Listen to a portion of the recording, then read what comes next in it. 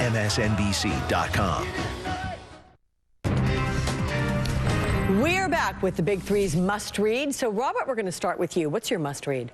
Sure. The New York Times has a really good story about the 50th anniversary of President Johnson addressing the country about the war on poverty. And the question is whether or not we are better off because we have declared this war on poverty. And in some ways, we really are. There are millions of people that are just hanging on because of food stamps and because of welfare, which is a good thing, because if we didn't have those programs, they obviously would have fallen to the cracks. But then the other question is whether or not we're still advancing, whether or not we're creating an environment from a political standpoint, but also from an economic standpoint for these individuals. And that's the question. Yeah, that's actually a great article written by Annie Lowry. She's a great writer, too. So thank you for bringing that to our attention. Jonathan, what's yours? Also from the New York Times, a front-page story about a now former columnist for Guns and Ammo magazine, Dick Metcalf.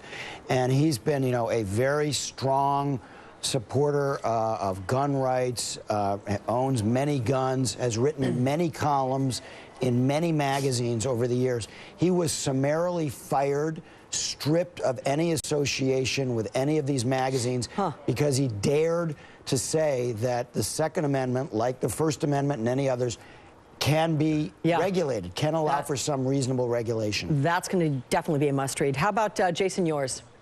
Yes, real quick from Grantland. It's about the passing of James Avery, who many of us either knew as Shredder the Rat or the father, Uncle Phil in the Fresh Prince of Bel-Air. It's a beautiful story. Whether you saw yourself as Will or you saw yourself as Carlton Banks like I did, it was a great story. You should read it. All right, guys, thank you so much. I appreciate that. And that is a wrap, everyone, of Weekends with Alex Witt. Coming up next, you got David Gregory, Meet the Press. Have a good one.